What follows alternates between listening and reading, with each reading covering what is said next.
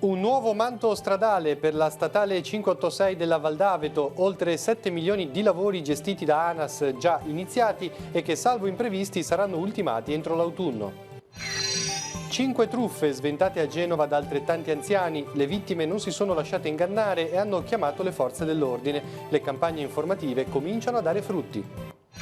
Scuola, la crisi di governo blocca i concorsi, i precari rischiano così di rimanere senza una soluzione.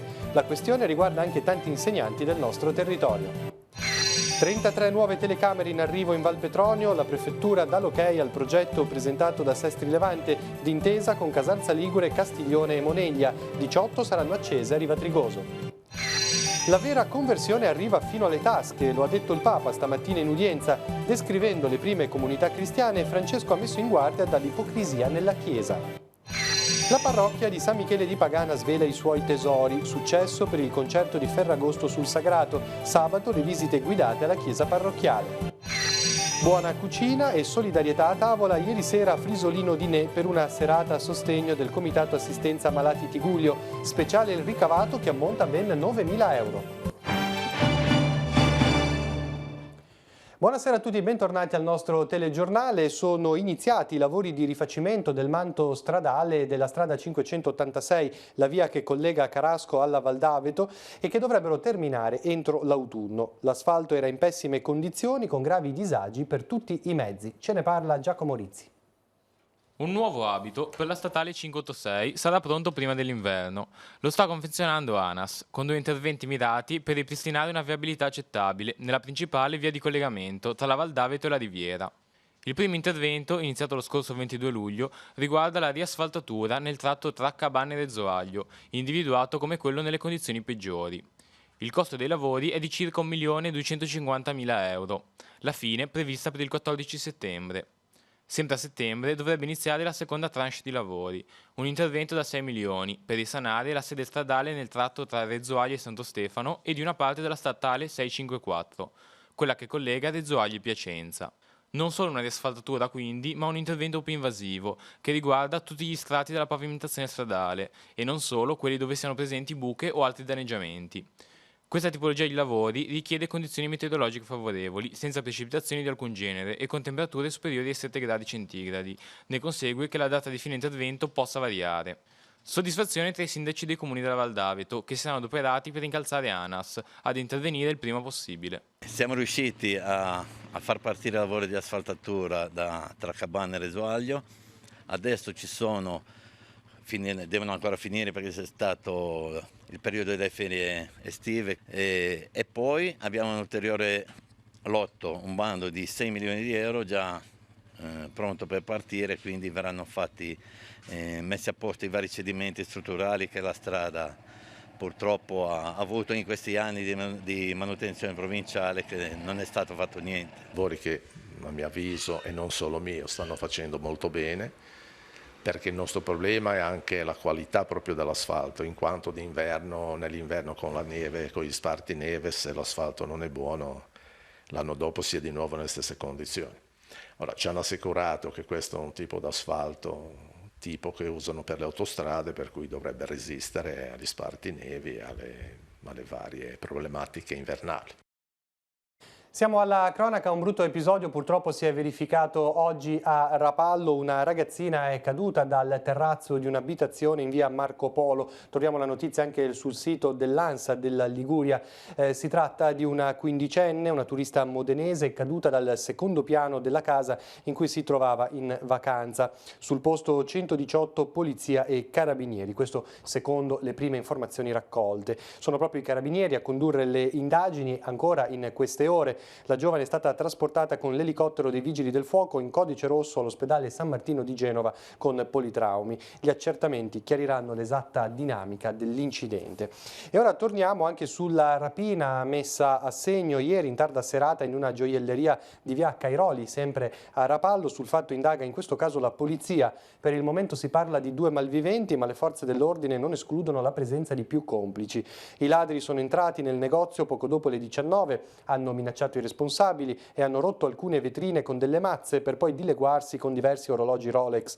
La scena ha attirato l'attenzione dei passanti che hanno cercato di acciuffare i ladri, tuttavia senza riuscirci. Nella fuga è stato abbandonato uno zaino con all'interno una buona parte della refurtiva. Uno dei malviventi è stato anche braccato prima da alcuni civili, poi dai carabinieri di Rapallo, tuttavia è riuscito a dileguarsi. Le indagini proseguono senza sosta. E ora parliamo delle campagne di sensibilizzazione sul tema delle truffe agli anziani che cominciano a dare risultati positivi. Ieri a Genova 5 tentativi di raggiro compiuti al telefono da altrettanti malviventi non sono andati a segno. Il merito è degli anziani stessi che con prontezza non si sono lasciati raggirare e hanno chiamato le forze dell'ordine. Sentiamo. 5 truffe sventate a Genova grazie alla prontezza di altrettanti anziani. È proprio il caso di dirlo, le campagne informative degli ultimi anni cominciano a dare frutti. Nonostante la spiccata fantasia nel mettere in atto stratagemmi diversi o storie studiate ad hoc per ogni singola vittima, i professionisti del raggiro ieri hanno visto andare in fumo tutti i colpi. 5 casi che si spera possano essere d'esempio anche nel nostro Levante, dove le iniziative di sensibilizzazione sono in atto da tempo da parte di tutte le forze dell'ordine. E veniamo ai singoli episodi. La prima telefonata arriva in via Frangioni. È la classica storia del finto nipote in difficoltà economiche che chiede aiuto alla nonna 91enne per pagare il mutuo. Fondamentale è stato l'intervento della badante che ha intuito la truffa e ha avvertito la polizia. La seconda chiamata avviene in casa di una 84enne di via Donizetti. Un uomo si finge il marito della sua terapista, a cui è fortemente legata. Ha avuto un brutto incidente stradale e ha bisogno di denaro. Il colpo sta per andare a buon fine. La signora è pronta sulla porta di casa a consegnare 20.000 euro ad un incaricato, ma si accorge di un uomo che la fissa con insistenza mentre è ancora al telefono. La donna non ci casca, comprende il tranello e chiama i familiari. Il terzo episodio coinvolge una 74enne di via Ricasoli. Una voce sofferente si spaccia per il figlio che dice di avere un forte mal di denti e di aver bisogno di soldi per andare dal dentista. L'anziana non si fa ingannare, riaggancia e poi chiama la polizia. L'ultimo tentativo fallito, infine, avviene in via Villini Rollino. Il truffatore si spaccia per un conoscente in difficoltà economiche, senza specificare troppo i dettagli, chiede 8.000 euro. La vittima, un anziano di Genova, non crede alla storia e avverte i parenti. Tutte le vittime di queste tentate truffe hanno poi fornito ai poliziotti dettagli utili per il prosieguo delle indagini. Episodi come questi dimostrano che non farsi ingannare è possibile e che la sensibilizzazione alla lunga vince. Sono ancora in corso le indagini sul caso del 17enne colpito d'arresto cardiaco in mare davanti al castello di Rapallo. La cartella clinica del ragazzino infatti non è ancora chiusa. Per il momento i medici dell'ospedale di Lavagna, sentiti dai carabinieri, come spiega il comandante della stazione di Santa Margherita Ligure, Simone Clemente, hanno spiegato che il giovanissimo turista portoghese è rimasto folgorato, ma la dinamica e il tipo di folgorazione sono ancora da chiarire, dato che, riporta ancora Clemente, sul corpo non sono stati trovati segni evidenti. Il ragazzo non è stato ancora ascoltato approfonditamente dai militari, inoltre si aspetta che le sue condizioni di salute migliorino. Ricordiamo che sono indagati come prassi per consentire gli accertamenti il sindaco Bagnasco, il dirigente comunale Giorgio Ottonello e il funzionario Marco Grosso, l'ex assessore ai lavori pubblici Arduino Maini e il responsabile della ditta realizzatrice dell'impianto. Un tamponamento tra due vetture è avvenuto questa mattina in viale Casman a Chiavari. Il fatto è accaduto intorno alle 12:30 nel tratto tra l'uscita di Corso Lavagna e la rotatoria centrale. Per fortuna non ci sono stati feriti, tuttavia la collocazione delle due vetture ha provocato il blocco totale della circolazione, fatto che ha causato una lunga coda sul viale. La situazione è stata gestita dalla Polizia Municipale. Adesso la scuola. La crisi di governo blocca i concorsi ordinari e quelli straordinari per i precari. Il decreto di cui si era fatto garante il Presidente del Consiglio Giuseppe Conte, oggi però dimissionario, era quasi arrivato al passaggio finale e ora invece si ritrova fermo, a danno di circa 80.000 docenti in tutta Italia che rischiano di rimanere precari o disoccupati. Ce ne parla la responsabile regionale di CISL Scuola. Il decreto Salva Precari è il frutto di un accordo che il 24 aprile è stato sottoscritto insieme al Presidente del Consiglio che si è fatto garante di quell'accordo, e quel decreto è la modalità, un provvedimento legittimo ma doveroso per risolvere una situazione critica che nella scuola si presenta ormai da anni. Ecco, possiamo spiegare che cosa avrebbe previsto questo accordo? Certo, avrebbe previsto la possibilità di mettere in cattedra quanto prima migliaia di precari che continuano da anni a svolgere il loro lavoro senza però avere la possibilità di essere stabilizzati. Cosa mancava affinché fosse attualizzato? Manca solo la firma di alcuni ministri perché questo decreto possa andare in gazzetta ufficiale e diventare a tutti gli effetti esecutivo. Chi lo blocca in questo momento se ne assume la responsabilità. Il decreto sostanzialmente risolve un problema di stabilizzazione di personale che da anni lavora in varie aree d'Italia, aree geografiche dell'Italia, dando garanzia della propria competenza e capacità. I dati invalsi ottenuti che hanno dato i migliori risultati sono in aree geografiche dove il personale precario è maggiore. Questo significa che il personale utilizzato, che è personale che ogni anno continua a esercitare la propria professione, lo fa dando garanzia allo Stato di poter assolvere al diritto di studio che è costituzionale, ma allo stato attuale continua a farlo da precario. Si parla in tutta Italia di 80.000 circa persone precarie. Adesso in questo caso con tanti anche posti vacanti, che cosa si potrà fare? Si continuerà a riutilizzare personale precario. Se non si ritrova una soluzione politica volta a stabilizzare il personale, quindi dargli la possibilità tramite un decreto legge di poter essere inserito in ruolo, noi abbiamo l'unica possibilità per immettere personale stabilizzato nelle scuole attraverso i concorsi. Adesso noi abbiamo diverse persone che sono anche abilitate, ma che se non hanno un concorso ulteriore non potranno avere una cattedra in via definitiva. Dopo la cancellazione di 23 treni avvenuta lo scorso 16 agosto, diversi comitati dei pendolari chiedono alla Regione di rendere noti i dati relativi ai ritardi dell'anno in corso, l'ammontare e la tempistica dei rimborsi e di convocare nuovamente i tavoli tecnici spariti, dicono, come i treni soppressi ormai dal 2018, che devono diventare uno dei luoghi di condivisione ed elaborazione delle scelte. Ci conforta sapere, si legge ancora nella nota, che la Regione ipotizzi la rescissione del contratto con Trenitalia, ma facciamo presente, dicono i comitati, che quel contratto non avrebbe dovuto essere nemmeno firmato, essendo del tutto svantaggioso per utenti e Regione, e che non da oggi ne richiediamo la totale riscrittura. Quindi, concludono, ben venga un'auspicata rescissione, una sua riformulazione, ma senza dover aspettare un altro evento come quello di Ferragosto. La Prefettura ha dato il via libera al progetto per la promozione della sicurezza presentato dal Comune di Sesti Levante e finalizzato ad ottenere un contributo per l'installazione di nuove telecamere. Dunque, dopo Rapallo, anche la Val Petronio potrà ricevere il contributo regionale. Sentiamo. Un esercito di telecamere per controllare sempre più capillarmente la Val Petronio. 33 nuovi dispositivi sono in arrivo dopo il via libera ieri in prefettura dal Comitato per l'Ordine e la Sicurezza e si andranno ad aggiungere a quelle già esistenti. Tutto nasce da un accordo tra Ministero dell'Interno e Regione per la promozione della sicurezza e che coinvolge anche due bacini del Levante. Da una parte Rapallo, che ha presentato un progetto d'intesa con Camogli, Santa Margherita Ligure e Coreglia per il controllo dei varchi d'accesso alla città, dall'altra Sestri Levante, che oggi con una nota fa sapere che la Prefettura ha dato il via anche al suo progetto, studiato insieme a Castiglione Chiavarese, Moneglia e Casarza Ligure. Le telecamere saranno installate nei punti ritenuti più sensibili della valle e saranno un deterrente a comportamenti criminosi e vandalici. 31 occhi elettronici saranno posizionati in zone sensibili dei 3 comuni, come parchi, edifici pubblici, isole ecologiche e centri storici. 2 invece verificheranno gli accessi dei veicoli grazie ad un sistema automatico di riconoscimento delle targhe. Come a Rapallo, il coordinamento sarà in mano alla Polizia Municipale e a disposizione di tutte le forze dell'ordine.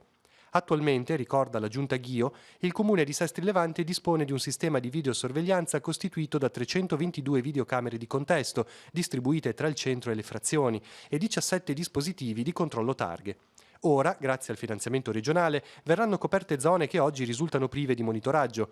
Ad esempio, il progetto prevede che in prossimità del confine con Moneglia, nella parte di Levante di Riva Trigoso, saranno accese 18 telecamere per il controllo di un'ampia area che comprende il Parco Pubblico, Via Colombo, Via della Libertà e Piazza Brigate Partigiane. Turisti e residenti di Chiavari lamentano incuria, degrado e sporcizia sul lungomare. A dirlo il gruppo consiliare Noi di Chiavari, che sul tema ha presentato una mozione per chiedere lumi sulla situazione che riguarda soprattutto l'area Lido e Piazza Milano. Tra le criticità segnalate ci sono la scarsa manutenzione delle aiuole, la presenza di un aereo che da anni giace abbandonato nella zona e la cattiva frequentazione in diverse parti del lungomare. 2 fontane, una nuova, l'altra oggetto di ripristino, sono pronte ad impreziosire il centro di Rapallo. Da questa mattina sono in corso le operazioni di riempimento della pittoresca fontana delle Rane nei giardini Ezra Pound, a loro volta oggetto di interventi di restyling che hanno visto tra l'altro la realizzazione di uno scivolo di raccordo con via Avenaggi per il superamento delle barriere architettoniche. Le rane sono state decorate con il benestare della sovrintendenza in quanto soggette a vincolo artistico. Entro fine agosto poi sarà completata la fontana di Piazza Molfino invece. L'opera è stata donata al comune dall'artista Massimo Meda. Raffigura il golfo del Tiguglio ed è realizzato con blocchi tridimensionali scolpiti con forme che richiamano la natura e anche città futuristiche. In autunno poi, spiega il sindaco, è anche in programma un piano di riqualificazione di tutti i parchi cittadini. E ora siamo all'informazione religiosa, veniamo all'udienza generale di questa mattina del Papa che ha detto c'è un'ipocrisia nella Chiesa che porta alla sua distruzione. I dettagli nel servizio. La vera conversione arriva alle tasche. Un cuore toccato dal Signore è generoso con gli altri e aiuta i più deboli. Lo ha detto il Papa nel corso dell'udienza generale in Aula Paolo VI nel solco delle catechesi dedicate agli Atti degli Apostoli. Una autentica conversione non può limitarsi alle parole perché c'è un dinamismo di solidarietà che edifica la Chiesa come famiglia di Dio, dove risulta centrale l'esperienza della koinonia, che vuol dire mettere in comune. E sempre la Chiesa ha avuto questo gesto dei cristiani che si spogliavano delle cose che avevano in più, delle cose che non erano necessarie per darle a coloro che avevano bisogno. E non solo dei soldi, anche del tempo. Quanti cristiani, voi per esempio qui in Italia, quanti cristiani fanno il volontariato? Essere membra del corpo di Cristo dunque rende i credenti corresponsabili gli uni degli altri nella concretezza dell'amore. Lo spirito di tenerezza del Signore vince ogni ipocrisia e mette in circolo quella verità che nutre la solidarietà cristiana, espressione irrinunciabile della natura della Chiesa, madre tenerissima di tutti, specialmente dei più poveri. No, non dobbiamo essere turisti nella Chiesa, ma fratelli uno degli altri. Una vita impostata solo sul trarre profitto e vantaggio dalle situazioni a scapito degli altri provoca inevitabilmente la morte interiore. E quante persone si dicono vicini alla Chiesa, amici dei preti, dei vescovi e soltanto cercano il loro interesse. L'appuntamento del mercoledì è stato animato dalla presenza di una ragazza affetta da una malattia che ha battuto le mani e passeggiato sul sagrato dell'aula. A lei il Papa ha dedicato un pensiero nel corso dei saluti in lingua italiana. Tutti noi abbiamo visto questa ragazza tanto bella, e poi è bella, perché è bella? È poverina,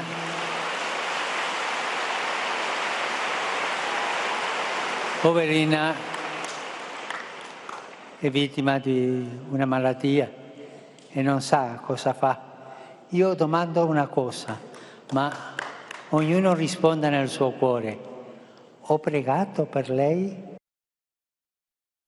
Veniamo in diocesi, proseguono a San Michele di Pagana le iniziative culturali organizzate dalla parrocchia per offrire momenti di incontro a tutta la comunità e raccogliere offerte a sostegno dei lavori di restauro della chiesa.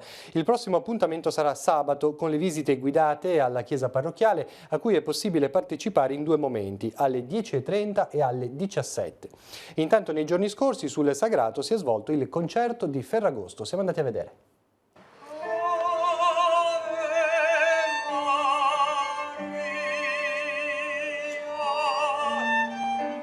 La chiesa di San Michele di Pagana è uno scrigno che si apre al territorio. Lo fa con i suoi tesori, in primis il Sagrato, recentemente ritrovato, che ha ospitato il concerto del soprano Chiara Bisso e del tenore Massimo Ferri, accompagnati al violino da Andrea Cardinale, al pianoforte da Alessandro Magnasco e al clarinetto da Lorenzo Lanti.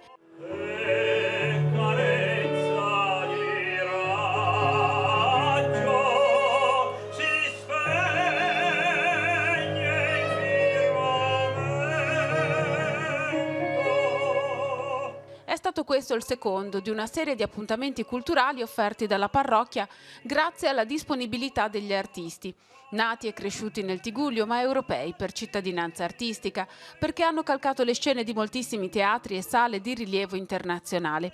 Uno degli obiettivi di questo ciclo di appuntamenti è quello per sostenere i costi per gli interventi strutturali di cui la Chiesa ha bisogno.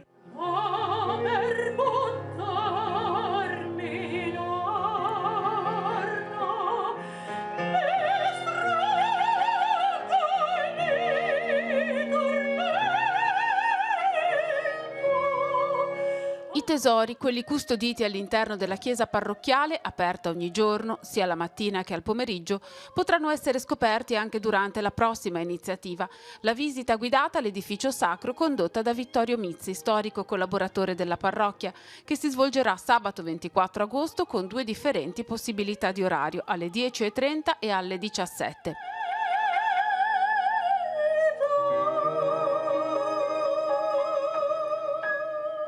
Ma il tesoro è la comunità stessa, che in estate cresce in maniera esponenziale grazie alla presenza fattiva di moltissimi turisti che non solo sono ospiti temporanei, ma diventano parte integrante della comunità.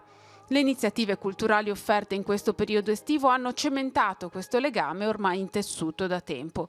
Un ulteriore luogo di aggregazione e di incontro sarà il giardino attiguo alla Canonica, che è in fase di sistemazione e che al termine della stagione estiva sarà possibile aprire alla comunità per incontri e tempi di condivisione.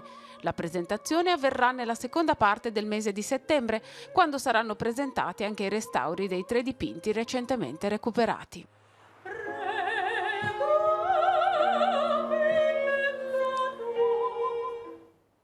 Sempre nell'ambito degli appuntamenti organizzati dalla parrocchia di San Michele di Pagana, venerdì sera alle ore 21 in chiesa si terrà il concerto del quartetto Lichnowsky, formato da 2 violini, viola e violoncello, che proporrà un repertorio classico e romantico. Anche in questo caso le offerte raccolte saranno destinate ai lavori di restauro della chiesa. Ora cambiamo tema e andiamo in Val Graveglia. L'intera vallata si è unita per preparare una cena a sostegno del Comitato Assistenza Malati Tigullio. Il ricavato è davvero speciale, ha raggiunto la cifra di 9.000 euro. Sentiamo. Dottore, era già stata una serata come questa? Dunque, una serata così no, nel senso che è stata una piacevolissima sorpresa vedere un'organizzazione di questo tipo e tutte queste persone che credo in un ambito solidale vogliono essere di supporto a tutto quello che si fa per cercare di sostenere la nostra sanità, quindi complimenti a tutti davvero. Ci sono sempre dei progressi nella medicina, nel suo campo? In ematologia in particolare credo che l'arrivo dei nuovi farmaci sia veramente una costante di grandissimo valore e noi siamo entusiasti di tutto quello che sta succedendo in ematologia, dei progressi che abbiamo e dei risultati che stiamo conseguendo. Questa sera ci è riunita tutta la Val Graveglia. Meraviglioso e lo scopo è ancora più importante, c'è un bel gruppo di persone, ci mettiamo il cuore e poi l'obiettivo è quello di aiutare il Comitato di Assistenza dei Malati. Credo che sia una cosa che andrebbe fatta in tutti i paesi, darebbe anche una spinta ulteriore per tutto quanto c'è di necessità per la sanità. Abbiamo fatto i testaglioni.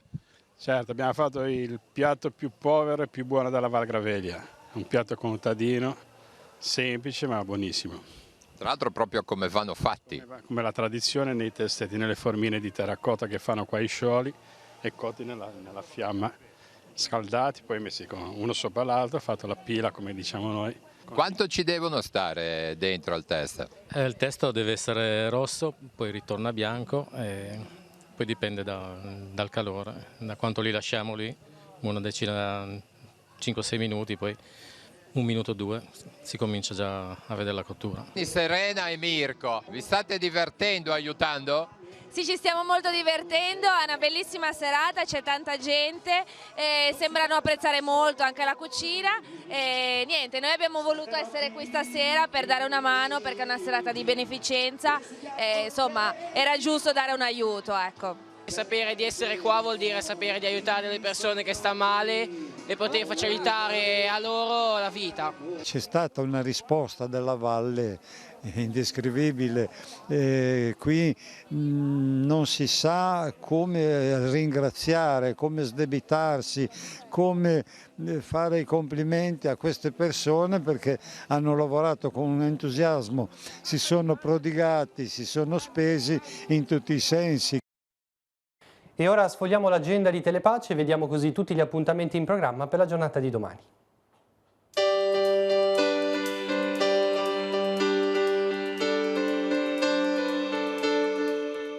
Appuntamenti in agenda per giovedì 22 agosto. Sunset Discovery Tour a Sestri Levante, visita guidata alla scoperta dell'Abimare. Ritrova alle 18 presso il Musel di Corso Colombo. 16ª edizione di Sori Solidale, la 4 giorni di festa, musica e stand gastronomici, il cui ricavato va all'associazione Gigi Ghirotti, impegnata nel sostegno dei malati terminali e di SLA. Dalle 19 nella zona pedonale di Sori. 9ª edizione del Red Carpet ad Apallo, la cena itinerante a cielo aperto sul lungomare. L'inizio è alle ore 19. Inaugurazione della mostra Artisti e Artigiani a Levi, giunta alla 9ª edizione. Alle 19:15 nella sala polivalente di Piazza Giovanni Paolo II a Levi. Terza serata del Festival della Politica di Santa Margherita Ligure, organizzata dall'Associazione Culturale Isaia Berlin. Alle ore 21 in Piazza Caprera la tavola rotonda Democrazia e Comunicazione, con ospiti Fausto Bertinotti, Carlo Nordio e Ortensio Zecchino.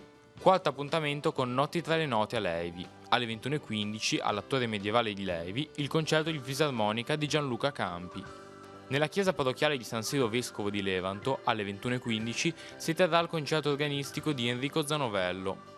Alle 21:30, concerto in Piazza Fenice a Chiavari, con la band Due di Spade, specializzata in cover di brani di vari generi musicali.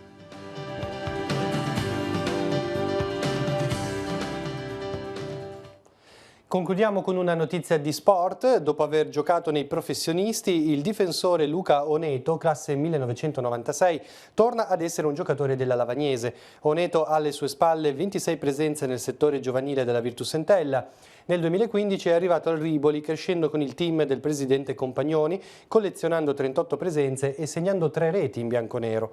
In seguito ha giocato in Lega Pro Girone B, nel Sant'Arcangelo prima e nel Sud Tirol poi. Ora il ritorno a Lavagna per la prossima stagione, praticamente un ritorno a casa. E ricordo che questa sera intorno alle 21:45 in Piazza Fenice a Chiavari ci sarà la presentazione della nuova squadra della Virtus Entella per il prossimo campionato. Era l'ultima notizia del nostro telegiornale, ci ritroviamo domattina con la rassegna stampa. Per tutti gli aggiornamenti continuate a seguirci sul sito www.teleradiopace.com. Grazie per l'attenzione, buon proseguimento di serata.